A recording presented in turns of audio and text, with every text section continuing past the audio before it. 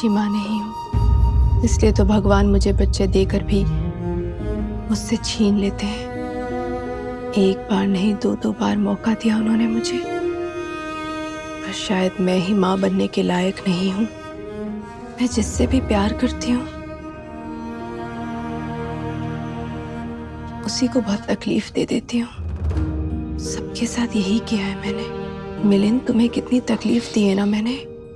ये पूरा परिवार मेरी वजह से दुख में है, तकलीफ में है। और पायल, उसके साथ तो बहुत ज्यादा बुरा हुआ, सिर्फ मेरी लापरवाही की वजह से।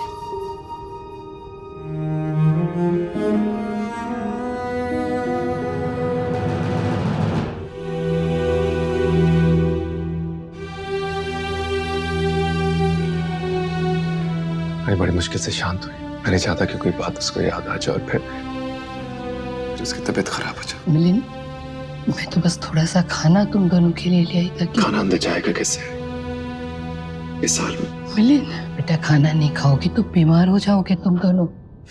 थोड़ा खाना तो खा लो। मर तो नहीं जाएंगे ना, मर जाते ना तो ज्यादा अच्छा होता। कम से कम अपनी पायल के पास तो पहुंच जाते ना। एक माँ के सामने तुम उसके बेटे की मरने की बात कर रहे हो।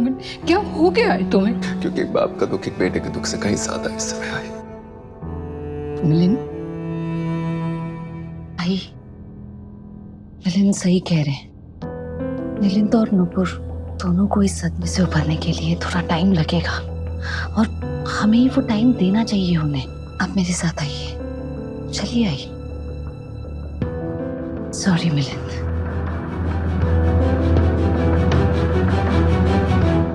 आइए।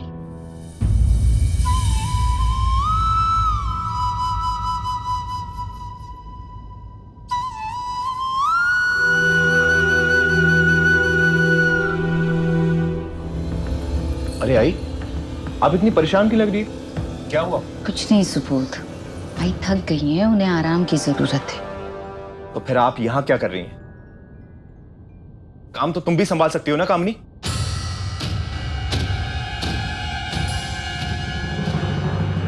काम तो सब वही संभाल रही है सुबोध। मैं अपने कमरे में जा रही हूँ।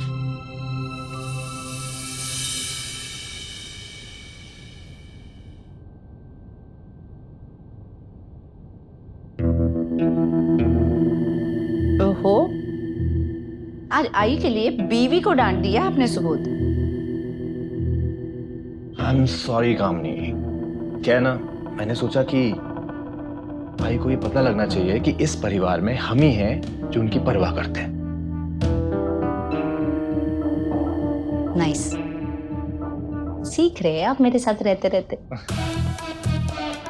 वैसे डॉक्टर ने क्या बोला? पुअर मिसेस जोशी, बहुत बुरा हुआ उसके साथ। बच्ची के जाने का गम और वो सदमा सह नहीं पाई, इसलिए उनकी दिमागी हालत खराब हो गई। अब हम सबको उनका बहुत ध्यान रखना होगा, वरना हालत दिन पे दिन बद से बदतर होती जाएगी। How nice. अब देखना कैसे नुपुर के इस पैनिक अटैक को मैं पूरी फैमिली का हार्ट अटैक बना देती हूँ। नुपुर की चीकू और पायल को तो घर से बाहर निकाल ही दिया है। अब नुपुर का पत्ता कर। अरे थोड़ा जल्दी जल्दी करो ना सब लोग। आज के आज में 50 टोकरी बनाने का हमको, नहीं तो कल भी किसी को खाना नहीं मिलेगा। वो डेंजर अम्मा अपने को ही भून के खा जाएगी कच्चा।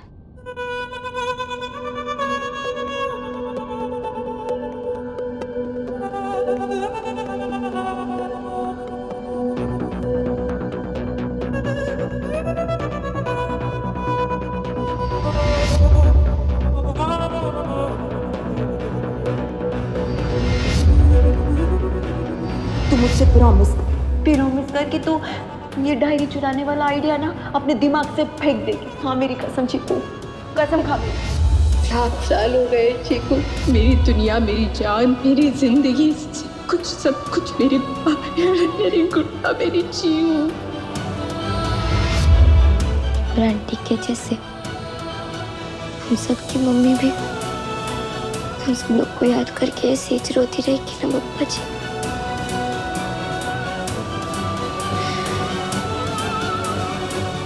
काय को किया आपने हम सब के साथ ऐसा? काय को? इधर हम लोग रोते हैं, उधर हम लोग की मम्मी रोती रहती है।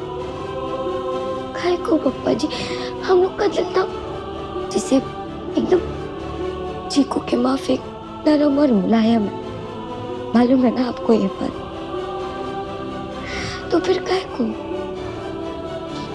चांद बस्ती में वो लोग पांच दिन का गणपति बैठाते हैं, और जब वो गणपति बप्पा का विसर्जन करने का टाइम आता है, वो लोग उनको उधर से उठाते हैं तो कितने लोग रोते हैं, सब लोग रोते हैं, अपनी ये पलटन भी। और ये लोग तो 5-5 साल के बच्चे लोग को उठा कर ले आते हैं इधर, उन लोग की मम्मी पापा से दूर कर देते हैं पप्पा जी। इनकी हालत क्या होती होगी ये सोचो ना आप, ये तो सोचो।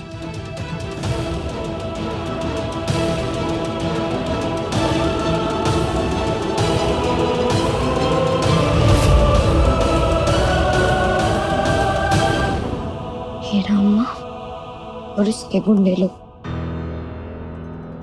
उन लोग की वजह से ही ना इन सब लोग की ये हालत हुई है। तो उसके गंदे कामों का मटका तो ना फोड़ना ही पड़ेगा। बस एक बार मैं वो डायरी, तू मुझसे प्रॉमिस कर, तू ये डायरी चुराने वाला आइडिया ना अपने दिमाग से फेंक देगी। हाँ मेरी कसम चीकू, कसम खा मेरी। रंगोली मम्मी जो मेरे को बोला है वो मैं नहीं कर सकती,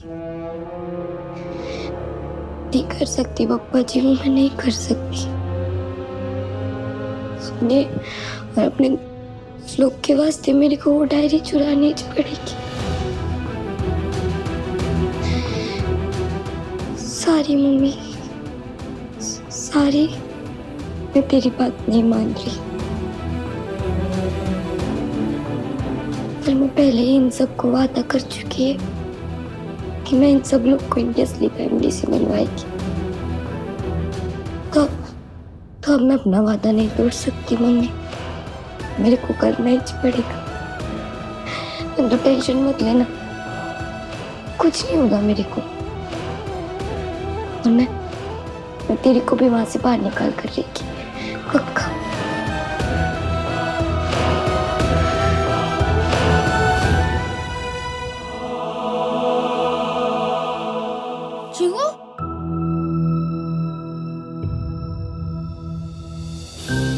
चीकू, इतनी जल्दी आ गई तू? डायरी मिली? नहीं, डायरी नहीं मिली। मेरे को ये मालूम चल गया है कि डायरी रखती कहाँ है वो हीराम्मा। मालूम चल गया मतलब?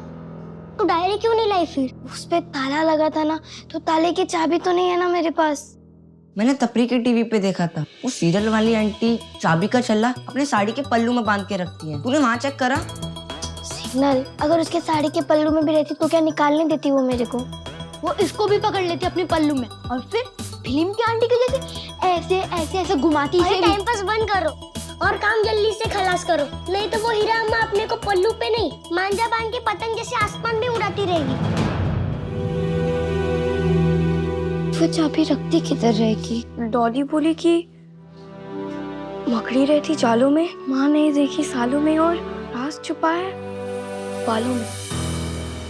क्या बोलिए? बालों में क्या राज छुपा हो सकता है? जू का राज? राज नहीं, उसके सर पे जू का ताज होगा। जू का राज, जू का ताज। कहीं वो अपनी चाबी बालों के अंदर तो छुपा के नहीं रखती, या अपने जूड़े के अंदर?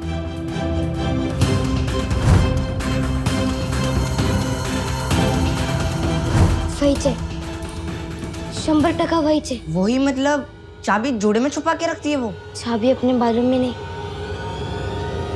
उसके जूड़े की पिनी है चाबी, है ना मिनी? डॉली बोली कि चीकू ने बूझी मिनी की पहेली, अब दोनों बन जाएंगी सहेली। इसी बात पे टीप डाली। और उसका जुड़ेगापन उसके बालों में ही है, वो निकालना तो और भी डेंजर काम है ना चीकू। हाँ, ये बात भी बरोबर है। अगर हम उसकी फोटो में भी उसके बालों को टच करने का ट्राई करेंगे ना, तो वो सिलाई मशीन के चक्के से बांधकर हम लोग को घुमाती ही रहेगी। कुछ ना कुछ तो आइडिया निकालना ही पड़ेगा। मैंने एक बार टपरी के टीवी पे सुना था कि शेर के पास जाना हो तो पहले उसको बेहोश करने का, फिर जाने का। शेरनी का भी यही छोटा रहेगा ना? और उसको बेहोश कैसे करेंगे? ये आइडिया एकदम फ्लॉप है।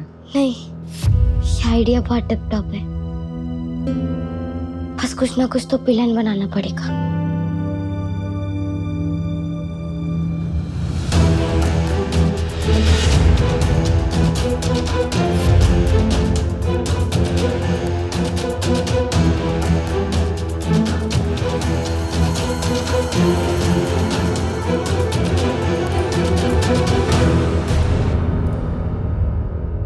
ये क्या है? बोले।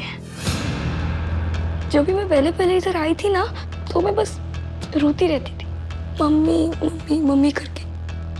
डरा, इतना समझा, मेरा रोना बंदिश नहीं होता था। फिर इन लोगों ने मुझे ये दवाई देना चालू किया। मैं सोती रहती थी। फिर एक दिन मेरे को मालूम पड़ा कि ये खाने से लोग सब भूलने लगते हैं। मुझे लगा कहीं मैं अपनी मम्मी को ना भूल जाऊं। मैंने ये दवाई खाना ही बंद कर दिया और इसे यहाँ डॉली के अंदर छुपा के रखा। तुमको मालूम नहीं पड़ा? नहीं, जब भी वो लोग आते, मैं और डॉली सोने की एक्टिंग करते को लगता है हम अभी भी सोच रहे होंगे। और फिर सही से एक दिन था जब मेरे को मालूम पड़ा कि हीरा अम्मा की जूड़े की पिन उसकी चाबी है और उसी कपाट खोली में रखा है वो डायरी।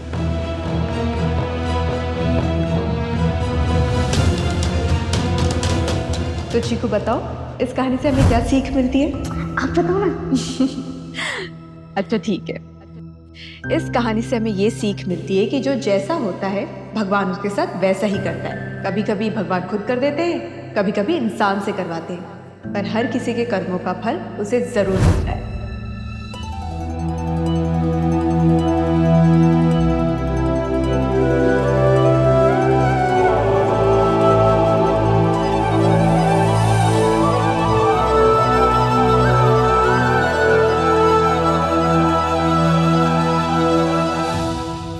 टाइम बप्पा जी ने मेरे को चुना नूपुर आंटी की कहानी सच करने के वास्ते।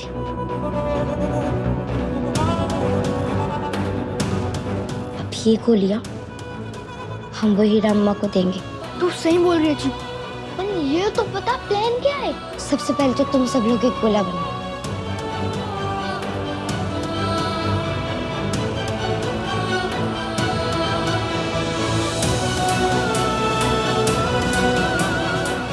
गणपति बप्पा मोरया। प्लान का काम हो रहा।